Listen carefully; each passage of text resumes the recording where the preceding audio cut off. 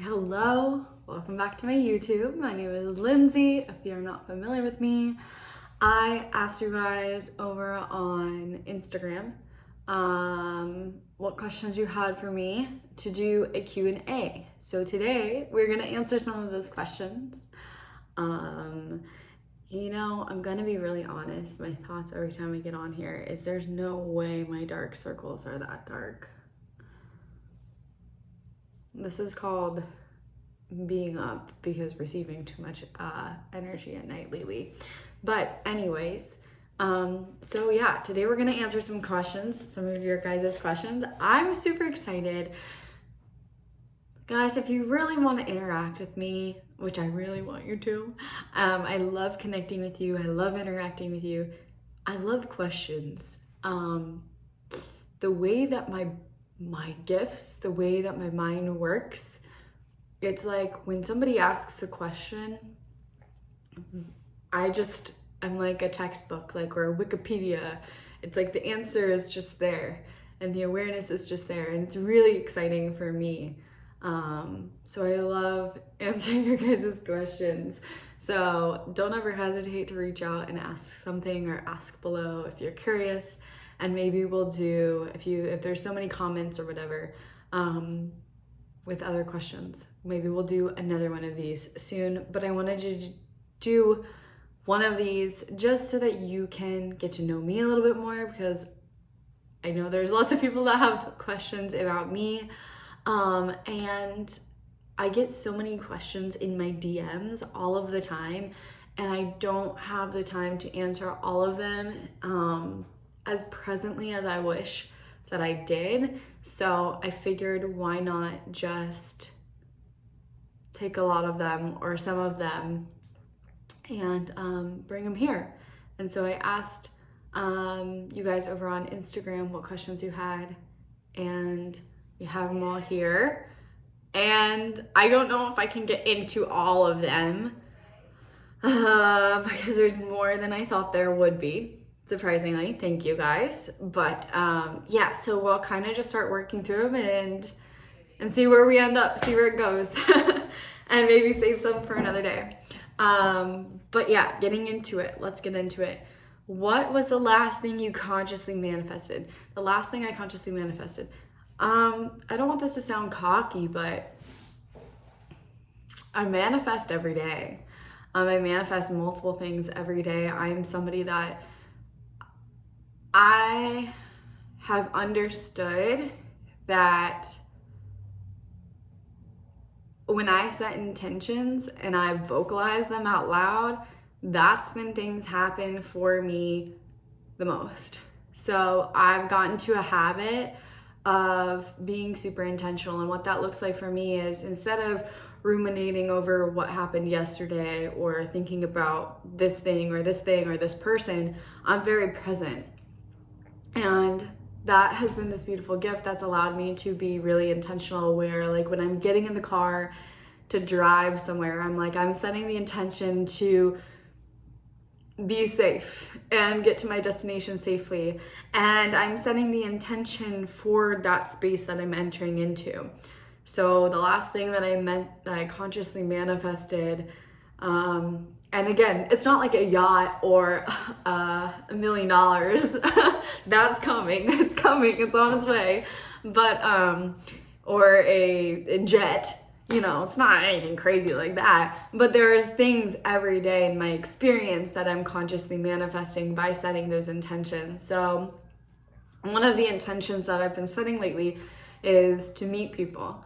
And I'll kind of, in my head, say, I'm setting the intention to meet this kind of a person.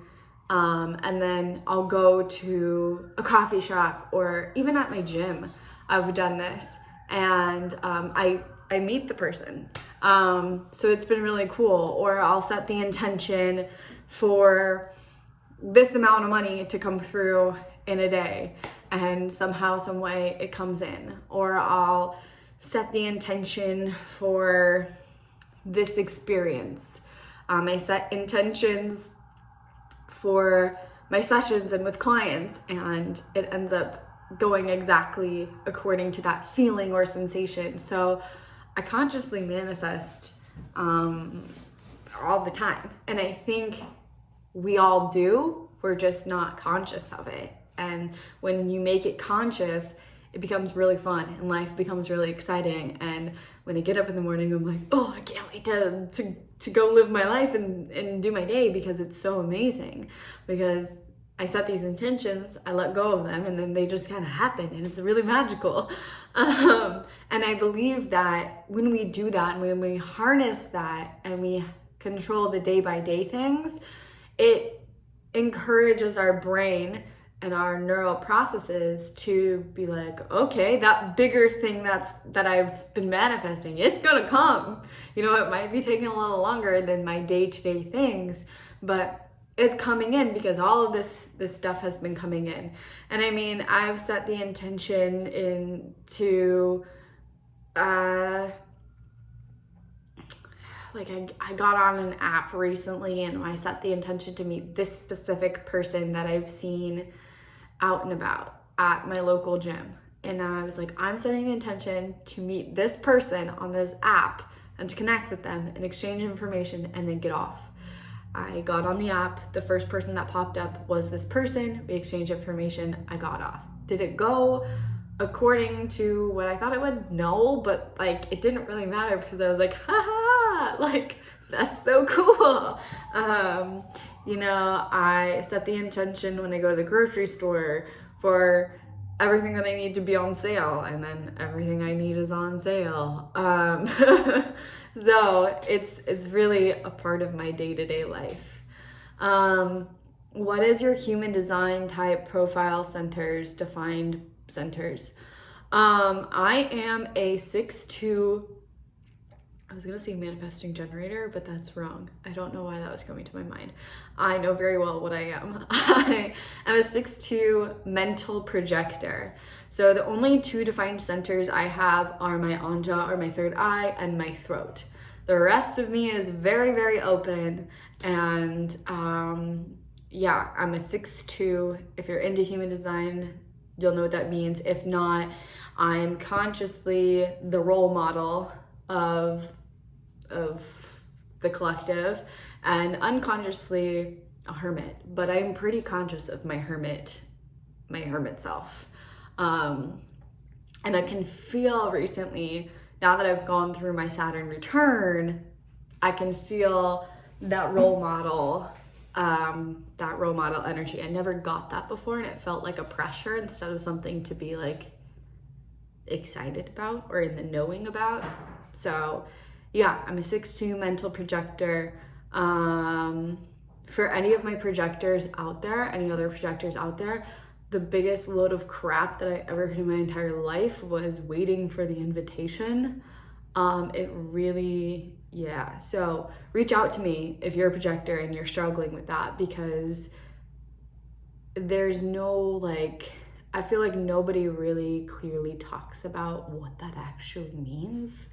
I haven't seen it, at least, in the way that I've found that with myself and aligning to my natural position of success. Yeah, let me know down below if you're into human design, what your type is, what your profile is. I'd love to know. I think that's so fun. When did you lean into your gifts? This is kind of long-winded. This is a big thing, a big story, which I would have to tell you my whole life story, basically. And maybe I'll sit down and film kind of just a my life story for you guys soon, because I feel like a lot of people ask me how did I get here? How did I end up doing this? And ask me things about that personal process. But basically I was very, very intuitive and in touch as a kid, went through trauma, it heightened it, lost it when I was in high school. I got distracted, was probably doing things I didn't really need to be doing, as we all do. And then I got tired of hating myself, got tired of not loving myself, got tired of feeling really unworthy, got tired of just just got into a position with my life where I just felt like nothing was working anymore. And I had tried this and I had tried that, and it's just like I had health things going on, and I was absolutely sick and tired of just not loving who I am. And so it was a very natural process. I recommend getting somebody to help you with these things, but it was a part of my journey, and I just want to caution that. It was part of my journey to kind of go through this the way that I did, but I had some health stuff going on, mentally, physically, emotionally, all connected. And I don't know, one day I just kind of decided, it wasn't just random. I felt called to go to church again, and I grew up going to church, and I felt super connected to that space. Not necessarily religious, but I connect very strongly to that energy. So I got called to go to church. I went to this church, and it opened something up in me again. I noticed very, very strong intuitive energies coming through me at that time, but it wasn't anything special. It was just kind of like me, and I didn't know that other people didn't have these abilities. I also had my best friend and somebody I was really intimately close with pass away in 2013, and that was kind of a huge awakening and catalyst, and that coincided with my health. So that led me all up to this situation of stepping back into church, and then I decided to kind of step out of that space and kind of expand beyond it. And it was a very natural thing where I just started diving into a lot of shadow aspects of myself. And I went through this whole process where I essentially ended up in the ER. I was told I had organ failure. I needed to have an emergency procedure, and that ended up so being on my birthday. I lost insurance that day. I go into this procedure knowing and trusting my own intuition of the fact that I was just clearing out toxins. I was clearing out old programs, old energies, and basically really doing the work that I do now on myself for months and getting off all pharmaceuticals. Birth control for me was a huge one where I saw a massive difference in my intuitive gifts. But that's a topic for another time. But essentially I went into this procedure. I woke up, I came out, they were like, you are totally fine. They were really confused. They're like, you don't even have chronic pancreatitis, which is incurable. And I was previously diagnosed with that, and it wasn't a misdiagnosis. There's slides, there's biopsies, there's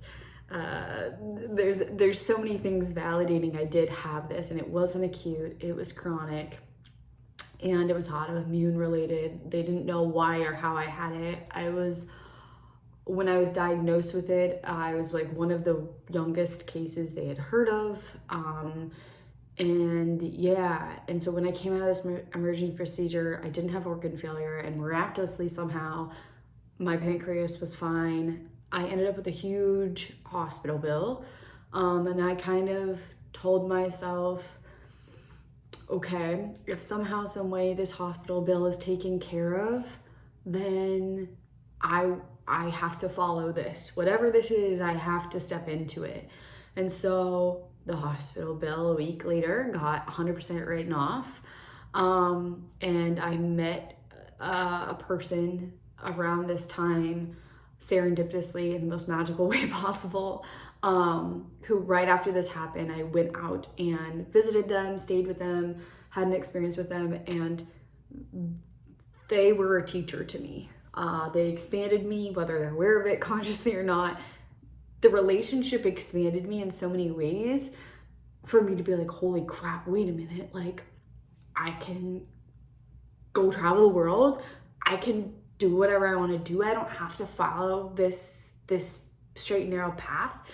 And so they kind of expanded me as well. And so I came back from that. I came back from this health experience, came back from that meeting with this person, and yeah, that's when I just kind of stepped fully into my gifts. I really didn't know what I was gonna do, but I ended up going to the Dominican Republic after that. And then literally, I think I gave myself more time to heal my body. I knew I wasn't totally ready. And then kind of when I felt like it, intuitively, I quit my job and didn't know what I was gonna do, and people just started asking me for readings, and yeah, it's been an experience. So I'd say that was the moment, the big finale moment of actually being like, okay, I have to step into this. I have to use this. What's your opinion on the Bible? The Bible is so, okay, Richard Rohr. You guys need to look into Richard Rohr. His books are the only thing that I've really found when it comes to spirituality that I feel really like aligned to. And he is Christian, I think. I don't know what he claims himself to be, but he talks about the Bible. He like paraphrases it and references it in his books. But the way that he references it is in such a beautiful and expanded way. So I believe the Bible is such a beautiful sacred text, depending on what version do you get a hold of. And I think there's so many hidden gems in there that have been misinterpreted and strangulated by institutions to mean this or to mean this, when in reality the text itself is really expansive. And again, check out Richard Rohr if you like want a different connection to that. There's also, I think it's called I'm looking at my books, I think it's called The 13 Keys to Christ Consciousness. That's a book that also shifted my awareness around biblical texts, biblical figures. I think that if you have a gateway to the expansion of those texts and then you go into reading it, you can have a different perspective around it. So I think it's a really beautiful thing. I've been meaning to actually read through the Bible itself for a while. But yeah, I think it's great, honestly, depending on how you interpret it. So I think it's super expansive, and institutions have kind of twisted it around to mean what they want it to mean. Spiritual relationships. How do I know if it's a karmic or real soul bond? Okay. This is super general, so we'll try to make it not as complicated, because I could talk about this for 5 hours. The number one thing that's led to my growth has been romantic partnerships, relationships in that way. I have Pluto in my 7th house of relationships. Pluto represents transformation of the soul, and the trigger of that would be the house it's in, if you're into astrology. So I know this very, very well. Karmic, it's like when you're with them, it's like, you could feel like you're under a spell. And when you're not with them, it's like, it doesn't make sense. Like, you're like, no, I don't really like this person. I'm not really interested in them. But then there's just something when you're with them in person, or something about engaging and talking to them that's addictive. And it's addictive. It's not real. It's an addictive process. A real soul connection with somebody. And I mean, karmic connections are soul connections, and they don't always have to be bad, but I'm assuming you're meaning like what's a cycle and what's something that's supposed to be more long-term and stable. So a soul bond, you'll feel comfortable, and it'll make sense. You know, there'll be consistency in the way that you're thinking about it and the way that they're presenting. The other way to identify karmic situations is there's a lot of talk but the actions don't line up and meet the conversation or the words. And in soul bonds, it's almost as if the actions come before that communicational space. There's so many other things that I could say about this, but for now, I think we'll just leave it at that and leave it basic. What's your astrology? I'm a Libra. I'm a Libra sun. I'm a Virgo moon. I'm a Libra Mercury. I'm a Scorpio Venus. Mars in Cancer. My Saturn is in Aquarius. My rising is Aries. And my MC is in Capricorn. But I don't really, you guys will have to let me know in the comments what you thought my sign was or what energy I give off in terms of zodiac signs, etc. Because I don't really resonate with Libra energy anymore. I look back and I see really heavy Libra energy in my life, but now I don't really feel a strong resonance to that, or even my Virgo energy, really. I feel like my Virgo energy, I was very in it, my Virgo moon, and now I don't feel so resonant with that. And if you're like that as well, I highly suggest looking into your draconic chart, which will be the chart of your subconscious and your innermost self. It's technically like the soul before it entered the body.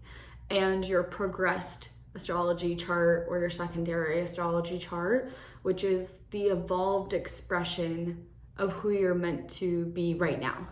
And I resonate with those two more than my natal chart, but that's me and that's how I see myself. So I'm curious what you guys think, so let me know in the comments. But my progressed chart is currently in Scorpio, and in my draconic chart I'm Capricorn. It's all Capricorn, and then I have Aquarius in Venus in my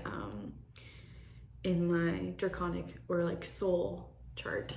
And I feel like, yeah, I resonate with that. My North Node is also in Sagittarius, and I resonate with that energy a lot as well. So yeah, that's my astrology. My Uranus, Neptune are in Capricorn. Did you go to school? Did I go to school? Yeah. I went to school. I'm not quite sure what school you meant. I'm assuming probably college. I don't know, maybe school for what I do now, or a course for what I do now. I went to school. I started college pre-med. I really was fascinated by medicine and science, but also I was like conditioned to like go into that. Like I was told my whole life, like that's what I would do. So I did. And then I kind of lived my life and scraped by in my classes, had lots of fun, the whole thing. And then I realized like, I don't really want to do this. I think I want to do something else. I took a law class at a junior college just to like see what it was about. Very Libra of me. And I really enjoyed it actually. And so I decided I was going to go to law school, and I worked, I nannied for a lawyer, and I was just like, it just made sense. It was just the influence of what was around me. And I also saw conditioning, guys. I also saw how she was able to provide for her family, and that was super enticing to me. But most importantly, it was sampling that class. I took like an intro to law class, and I loved it, and I was super natural at it. and it was easy. And so I decided to go to school for law, and you have to get a bachelor's degree before you go to law school. And it doesn't matter what you get your bachelor's degree in. And so, which I think was divinely aligned, because I was very concerned about pleasing what I was conditioned to believe and success and what was going to get me the most money rather than what I was actually interested in. So when I decided to go to university to get a bachelor's degree, I just went with what I was good at and what I was super interested in and what I found fun and interesting. And I ended up, not so surprisingly, I ended up in like integral psychology, sociology, and what those classes actually were. It's kind of weird the way that the system worked. I don't understand this, to be honest, but I was super into anthropology. And I took like the anthropology of religion, the anthropology of death, the anthropology of consumerism. Like, I just dove deep into the philosophies of everything. And there was one teacher I had who freaking changed my life, who I took all of her classes. And it was just so fascinating and refreshing because she opened up this course, this classroom space, to us having discussions with each other in almost like a think tank, but it was really just one big philosophical discussion and expression and feeding off of each other.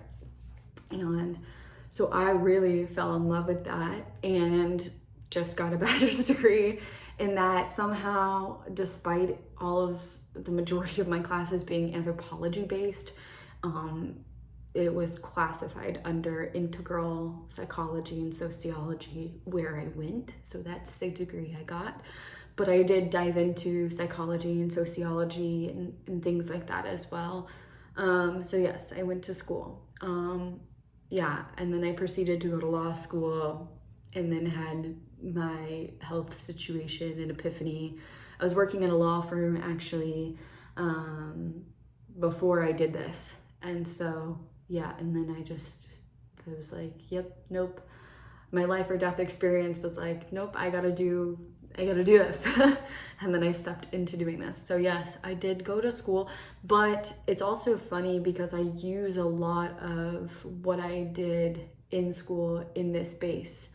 And then I forgot, like I got bored, which happens a lot. If you're into astrology, I have Uranus in my 10th house, which is like career. And Uranus is like a very fast moving, sporadic energy and a very highly intelligent and awakening energy, and it gets bored quickly. So that's me when it comes to careers and things. So I'm very innovative. So I decided to take a hypnosis course, and neuropsychology course and things like that just for fun. Over the last few years, I also did a somatic sex educator certification, because I feel like it all blends together and I use all of that in what I do now. So yes, I did go to school. Were you my mom in a past life? Yeah, probably. That's probably many people's moms in a past life, because fun story, I've always been the mom. I've felt like my mom's mom my entire life, and in friend groups when we've gone out and things like that, I feel like I'm the one that's having to take care of everybody else. So yeah, I was definitely probably your mom in a past life too. Money, the energy of it, how to manage trust and faith in its coming when it's not here yet, worthiness behind money. Whew, this is a big one. I love money and I love talking about it. I love educating people on it. Money is basically the symbolic representation of abundance. Abundance is something that you are and is inherent to you. And as you the more that you continue to set something outside of you and disconnected from you yourself, the more there's going to be that disconnection there. So if your abundance, you are money, and money is you. You know, maybe you are not the physical representation of money itself. The physical representation of it is, you know, the paper money. But also there's something that we can really tap into with that nowadays, because money is primarily symbolic, meaning that we don't actually ever really handle physical cash. At least, I mean, some of us do, but it's very rare. And when you have a bank account, you don't actually see that money. It's just a number on a screen. You can go online and you can check that. And on that screen, it'll say you have X amount of dollars, but like you don't actually tangibly hold and feel that. So if you tap into that energy that you are money, you are abundance, but also this concept of money itself and the symbolic representation of it in our world today, anything is possible. The other thing is that your subconscious mind doesn't know the difference between your imagination and what's real. So if you take a picture of your bank statement and you Photoshop the amount that you're wanting to see in there, and you keep that in your rotation and you expose yourself to that on a daily basis. Like, let's say every time you're nervous about money and you want to check your bank account, and that's something that you constantly feel the need to check on, check that instead. And the other thing that I can quickly say without getting too into it about money is, when you see it again as outside of you, it's going to be something that you're constantly having to chase, something that you're constantly grasping for. Whereas you see it as a part of you, you yourself, and the reflection of you, it just becomes a natural inheritance. It becomes a natural flow into your life.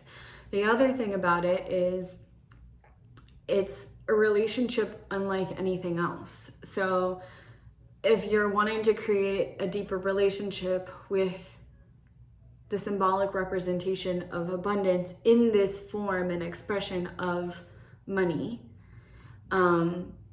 treat it like a person. Treat it like a relationship.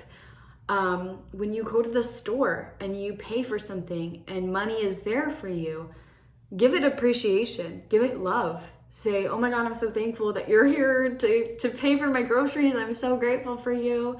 Talk to it, develop a relationship to it. Everything is a mirror. So if you have fear and mistrust and you're not faithful in money, that's what it's going to demonstrate to you. It's a symbolic representation to be programmed by you. And so have trust and faith in money, and money will have trust and faith in you to handle more of it. If you can't handle what you have now and you still can't trust and have faith, even having what you have now, then why should money come in even more? It's just like a relationship to anybody. And so I go into this really deeply. There's a whole section in the Kali Ma transformational workbook about how to transform your relationship to money. So I highly suggest diving into that if you want to dive deeper into these concepts. But just off the top of my head, pure and simple, treat it like a person. Do you respect it? Do you think that it respects you? Do you trust money itself to show up for you? In what ways are you not appreciating it and showing it attention and affection for the ways it's showing up in your life now? Because, you know, it's not going to give more of you. The other thing about this is to address your attachment style. Your attachment style and even your erotic blueprint style. There's a quiz called the erotic blueprint, and it'll give you like your sexual nature, your sex type. But this is also what I use when I work with people in mentorships around business and money, because your relationship to sex and your creative magnetism, which is sexual energy, is going to be your relationship to how you call in money and how you make money in a business. So I would definitely look into that. 2, what did I just say? Look up your attachment style, because this is going to show you where you need to heal your relationship to money. So there's a lot of people who chase money, who cling to money, who hold money and are attached to it, save it up, and think that's the only way that they're going to be able to have money. And that's reflective of an abandonment wound. So you can go really deep with it, but essentially it all comes down to relationships themselves. And how you address the relationship to one thing is how you're going to have a relationship to all things, including money. But I did, again, jump into super deep concepts around how to actually transform your relationship to money and the energy around it in the Kali Ma Transformational Workbook. I'll put a link in the description to that if you're wanting to get into more of it. Who and what is the Antichrist or the dark energies people refer to? And then it cuts off.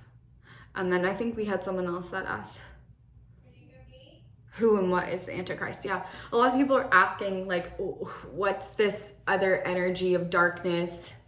Who's the Antichrist? Who's they? Yeah, so I think a lot of the times in spirituality and in spiritual spaces, even in religious spaces, there's this idea that there is a polar energy that is attacking or defensive to the light, that's working against us, that doesn't want us to succeed, that's out to get us. And personally, from my point of view, from my understanding, from what I know, from what I receive, and again, there's no wrong or right, there's no right or wrong answer, there's infinite amounts of truth. So this is, again, just my perception of things. I believe that if you believe that there's something, an evil force attacking you, that's what you're going to experience. And when in reality, these things are thought forms that have been accumulated shadows over time. And our shadow is these taboo, unaccepted, inhibited parts of our being that have been deemed wrong or unworthy or undesirable, or that are not appropriate to express. And we hide them away and we don't deal with them, and then they fester, and from there it creates things like anger, it creates things like maliciousness, it creates things like pain and hurt and things that are not pleasant, and it creates this nasty, sticky, gross energy. And when we're talking, I really love the concept of this and how it's applied in quantum physics. I won't get too far into it, and I'll be super simple with it because I know not everybody is really into quantum physics, but I just find it so fascinating. They refer to these as pendulums, and pendulums in quantum physics are long-standing collective thought forms that have been built and sustained over time. And they are not evil, they are just thought forms of collective energy that have been here for years and decades and forever. So I would see that as the representative of the collective shadow. And that force that comes in, that many people talk about and refer to or evidence to, would be kind of these pendulums. And they are electrical pendulums in the sense that they want to receive as much charge as they can in order to maintain structure, survival of their form, in order to keep standing. So certain things are feeding that pendulum, and certain energies are feeding that pendulum that have been long-standing. And it doesn't matter if we talk bad about it. It doesn't matter if we talk good about it.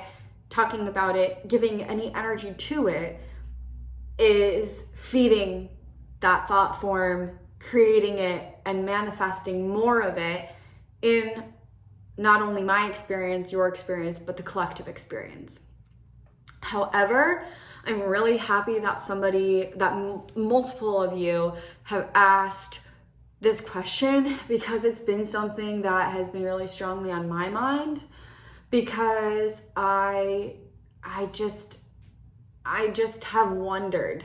So there's something deeper being contemplated within me during this time around my personal subscription and belief to that energy. I'm not afraid of an antichrist or a devil or anything like that. It's not anywhere within me that I'm afraid of it or anything. I'm more so than anything very curious. I went to a concert recently where the energy and the vibe was really freaking off, like not good. People were not nice, drugs all over the place. And I looked up on the screen and there was the goat that's representative of the devil, was on like the images, and there was a black and white checkerboard pattern that filled in this animated creature. And black and white pattern checkerboard has been neurologically been proven as a mechanism for mind control, for subliminal mind control, etc.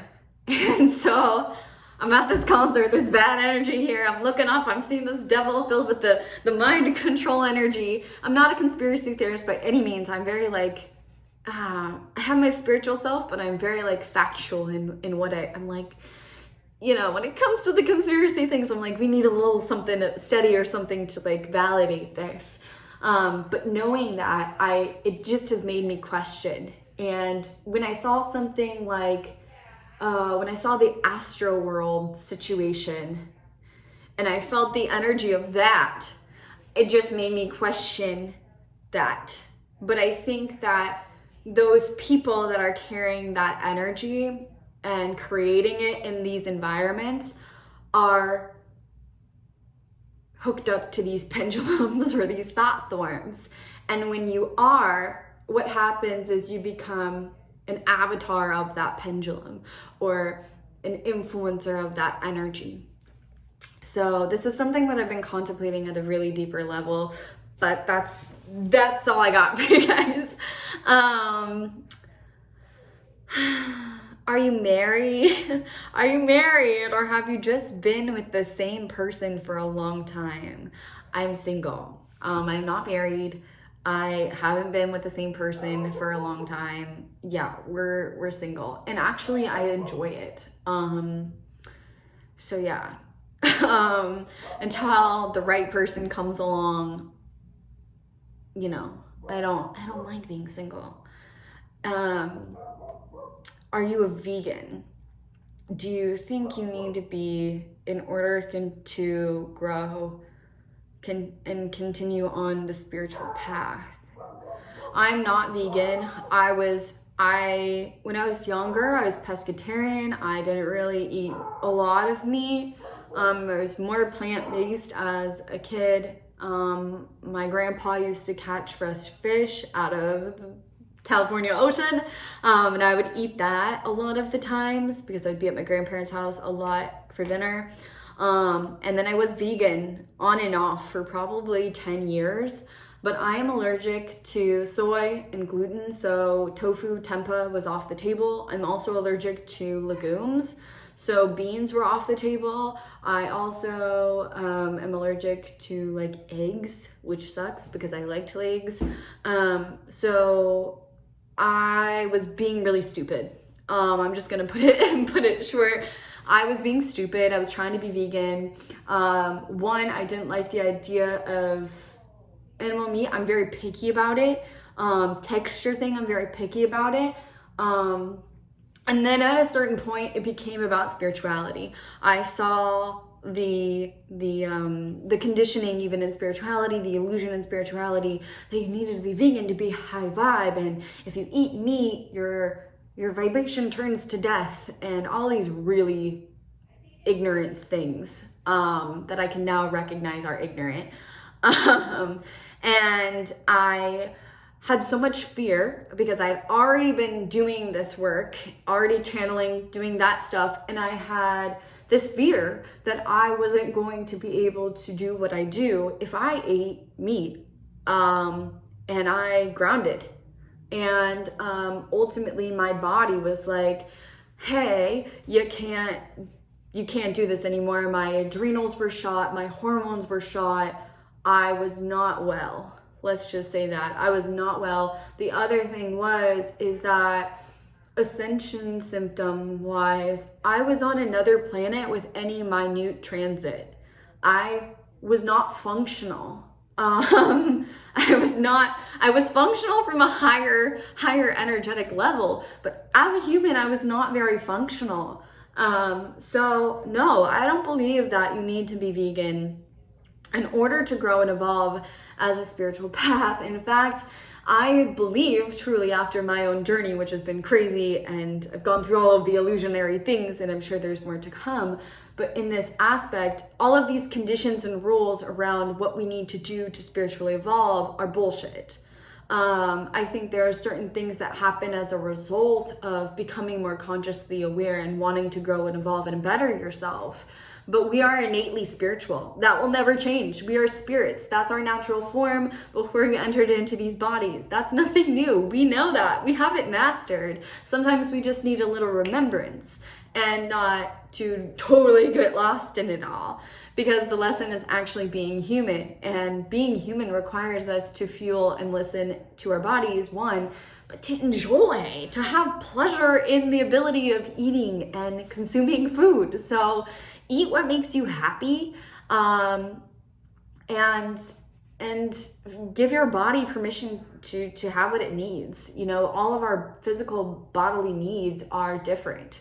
Bodies are so unique and diverse, that I don't think you should just, diet isn't growth. You know, I've met plenty of people who eat steak all the time and are really wise, sentient beings. And so no, I'm not vegan, and I don't think you need to. There's no rules. There's absolutely no rules. I think you need to throw all the rules out the window and create your own. What are your thoughts on marijuana and plant medicine? Is it good or bad for your spiritual journey? So I have a blog coming on plant medicine. I keep talking about it. I've been a little nervous to put it out there just because it's not popular opinion. So you could probably already tell where I'm going with this. I'm not closed off to it. But when it comes to spirituality, I think it's overly exaggerated, and that we are people that have become consumers and that like immediate gratification. So if there's something we can take that can give us enlightenment, we do it. We're sold. We're done. If there's something we can take to show us our truth, we will do it. It's like our spiritual ego loves that shit. And I think it can be helpful for some people. Not as many people who use it and utilize it now. I think it's being abused. I think it's being misused a lot today. But it's a thing that our society, our culture, our collective has to go through. And I understand that. I have used marijuana when I was healing my body. It was something that I relied on over prescription medication when I was in a position where it called to me. And then I just kind of evolved past it. I think that there's no right or wrong. You can kind of create what's best for you. However, I am sober. And sobriety has been a huge part of my journey. And it's not like I had a problem. Although I think my perception has shifted around what problem means. I think we all have some sort of misuse and not healthy relationships to substances, hence why plant medicine has become so popular. And I believe that if you're really trying to grow, if you're really trying to get to know who you are, and you're trying to have clarity in your life, and you're wanting to evolve, I think everybody should explore sobriety. Because it's interesting, even now, I've been sober for, technically we can say I've been sober for like 4 or 5 years, since 2017. I think I've had sips of alcohol here and there. I did do mushrooms back in 2020. I microdosed mushrooms a couple of times. I did plant medicine a couple of times back in 2020.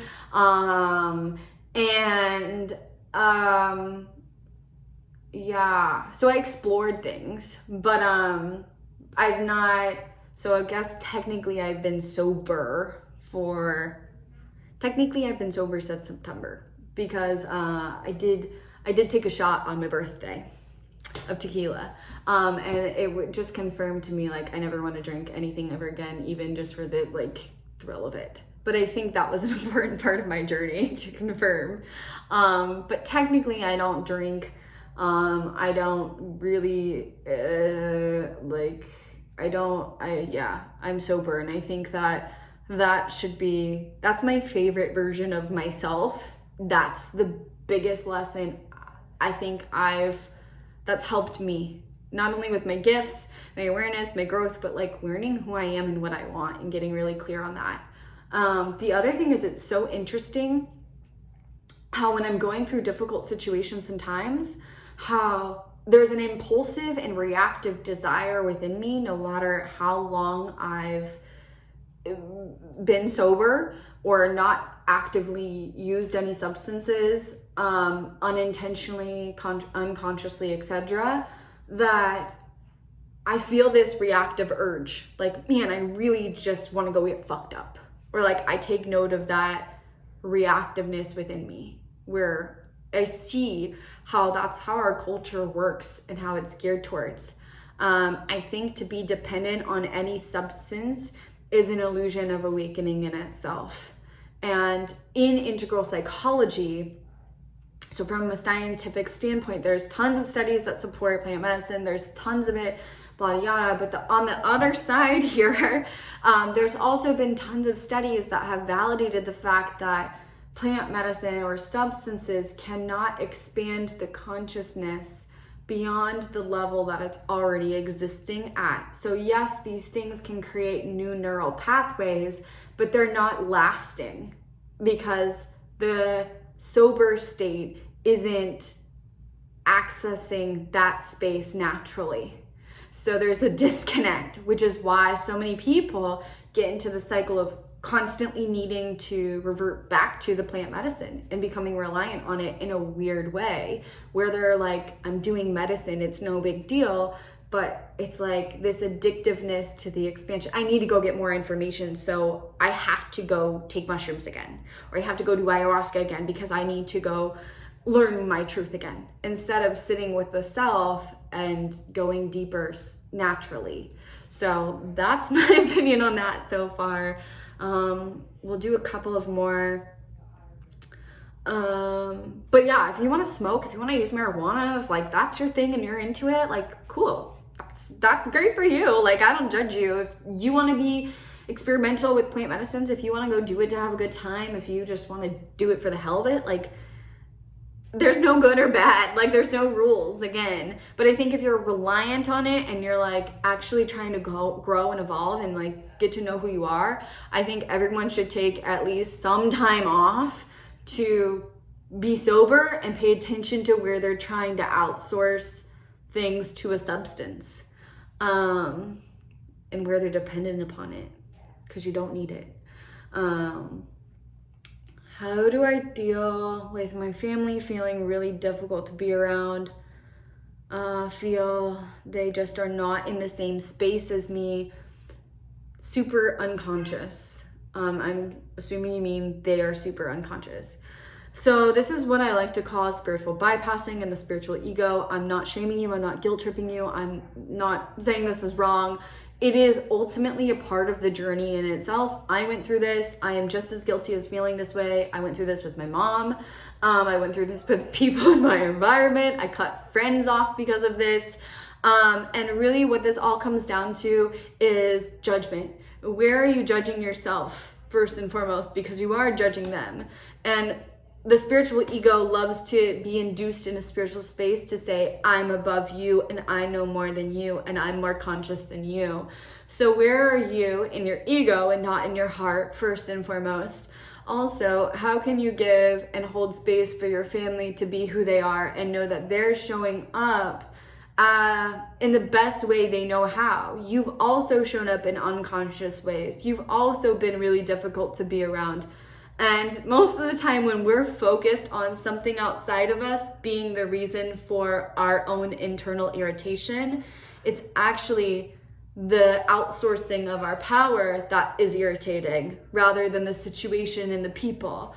So I would say to look at yourself a little bit deeper and say, where am I being reliant on this situation that's triggering me, where I'm not taking accountability for this trigger myself? The other thing is a lot of the times we can feel bitter and exhausted around family members because we don't have boundaries. So set your boundaries with your family. If you live with them, set boundaries with them still. Say, okay, and you can do this in a really kind, loving way. This isn't a defensive thing. This isn't a like, I don't like you and you're unconscious, so you got to go over there and I can't talk to you. This is like, hey, I really love you, but there's a fine line between our engagement, and sometimes it's too much for me and it's too draining. And I need to go focus on myself to recenter. So during this time to this time, this is my recentering space, and establish that. Create a conversation around it. And no one's super unconscious. If they're alive and they're on this planet, I don't care what they're doing, they have some level of conscious understanding and awareness at this point, despite what you think. So where do you need to let go of that judgment? Again, we can't just like say it's all other people, because everything is created within your perception. Life itself would have no meaning unless you perceived it to have meaning. So that's something coming through for you. I have your Ascension ebook and it's been so helpful, so insightful. Wondering if you studied for this or if, and then it cut off. So I don't know exactly where you were going with it. Thank you first and foremost. I'm so happy you got the ebook. If you're not familiar with the Ascension Protocol ebook, it basically dives into the process of ascension, how energy moves throughout our physical, biological body, and how it triggers certain side effects, symptoms, the things that we experience emotionally, physically, and mentally during this process, and why. And then it dives into the nutritional aspects that you can utilize to support your body. So it's super helpful. Did I study for this? Kinda. I mean, I studied neuropsychology, and I have a weird brain where like, I don't really need to study. I don't want to say that, that's not right. But it's kind of true. I just don't want to sound cocky or arrogant or ungrounded. But I engage with material and then I just get it. I learn very, very quickly. So with the things that are really aligned to me. And so I took a neuropsychology course, and as I was going through the neuropsych, and the things, it's like my head was like, holy crap, this is how we process the energy, and it goes through here and there and there and there. So I basically wrote that first portion of how it moves through the body on a neurological level, the things that it triggers in the brain, and why we have these things and how it moves through the rest of the body, as I was kind of learning and engaging with that material and expanding on it. And nutritionally, I love nutrition. I was super into holistic nutrition. When I was healing my body, I took like a little course on holistic nutrition, but I also took, when I was pre-med, I took human anatomy and physiology 1, 2, 3, microbiology 1, 2, 3, and other courses like that. And I actually did another human anatomy course, like an advanced course, in like right before I started doing this. And so I'm like very well versed on the body, the neuro processes, and how they all connect. So yes, in a way I kind of studied for it, but I take that energy and that knowledge and I sync it up into my intuitive essence, and there things are birthed. But I'm glad you found it helpful. What else? What type of energy work do you do? I think we'll end it after this. Yeah, this will be the last question. What type of energy work do you do? How does it? And then it ended. Yeah, it's kind of difficult to explain. But essentially,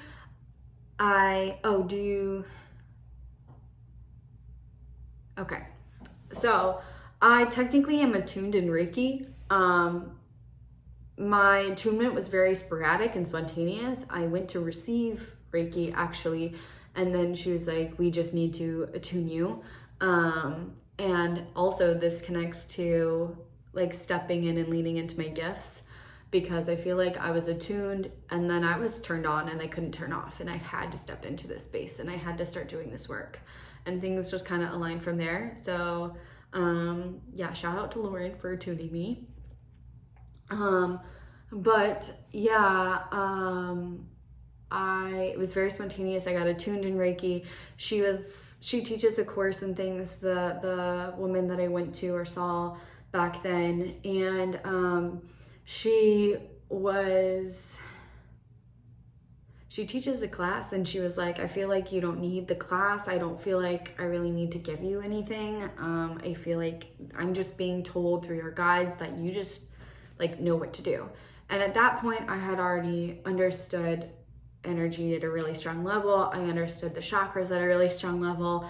She gave me the symbols and things, and it's like it was already there.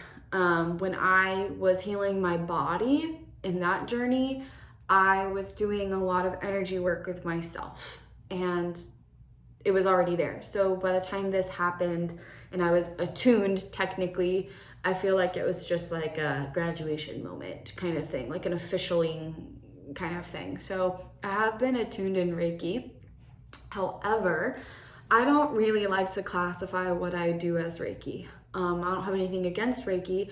However, I believe that, and I came into this realization myself as well, that Reiki, you can go get certified and attuned in a weekend. And it's great and it's spiritual and all of that, but there's a lot of things missing from it. And it's very ancient energy work. And what I believe is it was used in a greater depth of awareness more traditionally than what's taught and passed along to other people today. So the way that I do energy work is very much so based in the bulk of that, the full information of that and where it comes from, or an origin of where it comes from, maybe, who knows. But basically what I do is I use my navigating of the biological system. So I understand where your organs are at because I've had previous classes in anatomy. I also have, at one point in my life, I got my certified personal trainer. So I understand the kinesiology and physiology of the body at a really strong level, and I understand it intuitively at a really strong level. So when I began working, I realized that working with just your chakras wasn't going to get us anywhere, and that you could adjust somebody's energy or their chakras, and guess what happens? It's like immediately after, or a couple days after, unless you teach somebody how to do it, it's not a sustainable fix. It's not going to really help anything long term. It's going to continue, whatever was wrong it's going to flip right back. because when energy is moving in a certain direction for so long, it's very hard to get it to go in the correct direction without continual and habitual things. And you can adjust the body, you can adjust the energy field all you want, but if there's an issue in the subconscious, nothing is going anywhere. So I integrated hypnosis to adjust the subconscious mind and the energy of that first. And so I work with that in my energy work. And then I navigate your energy channels as they are connected to your meridians, your organs, your bones, your muscles, your tissues, etc., as well as your chakras. So I do the full self, the mind, body, and the soul, or the mind, body, and the energy. And I look at that and I address things from that standpoint using your energetic meridians and using your energy anatomy versus just the chakras and the Reiki and things. And I think that that's needed in order to properly work with somebody and bring them into a healing space where there is actually a transformation, which is why a lot of the times in my healing sessions, I give people exercises to take with them so they can maintain what we've done together and help with things like that. So that's what I do. Do I have a name for it? Energy healing, I guess. And I'm under the impression that sometimes we don't need names for the things we do. We just know what we're doing. And that's the way I operate when it comes to energy healing. Is I understand it's energy healing. What type of energy healing it is, it's me. It's Lindsay. it's what I do. And so yeah, and I've actually contemplated developing a course. So I'm happy somebody asked this because I've been getting asked this question all the time. Where did I learn? What I do in my energy healing sessions? How do I do it? What type of energy healing do I do? I get that asked all of the time, especially lately. So I've contemplated creating a course where I teach you kind of energy anatomy and energy medicine, where we break down kind of the organ systems and what energy is connected to them and the channels of how the energy flows in the body. Because it isn't just your crown, there's not just a straight line. That's your central line. And it's very important when it comes to your connection to spirituality and your spiritual self.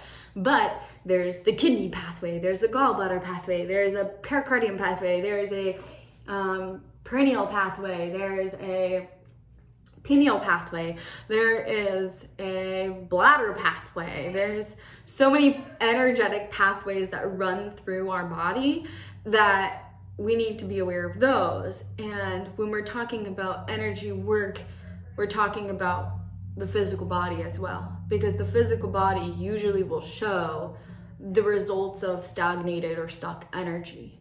And our mind will usually be the controller of all of that. So I address your mind, your body, and your energy field in my sessions. And I've definitely been it's been coming through intuitively so much lately to create a course. So I've been playing around with it. So yeah, let me know in the comments if that's something that you would be interested in. You can also let me know in the comments if there's something that I touched on that you'd like me to dive deeper into. But for now, I think we're gonna stop there. I'm so grateful for you guys that you asked so many questions. There were so many questions, so I'm hoping that we got to go through a big chunk of them. I'm not somebody that, if you haven't noticed, I'm not somebody that can answer things like, I can answer them quickly, efficiently, and directly, in short answer form, but I like to elaborate.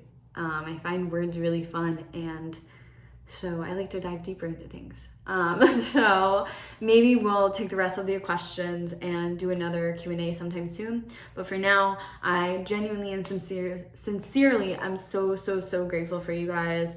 Truthfully, to be able to have this be my job, like recently for me, it's been like a reawakening where I'm like, holy crap, I can't believe I get to do this. I can't believe I get to connect with these people. I can't believe that you guys are so amazing. So again, thank you so much for being here, for being in this space, for engaging and connecting with me, for asking these questions. It's amazing. It's truly amazing. And I think that this itself, this connection and the ability to connect in this way through time, space, distance, it's unreal. And it's what creates this huge, massive shift in the world and for all of us. So thank you for being here. I love you. I'm so grateful for you. And I'll see you next time in the next video.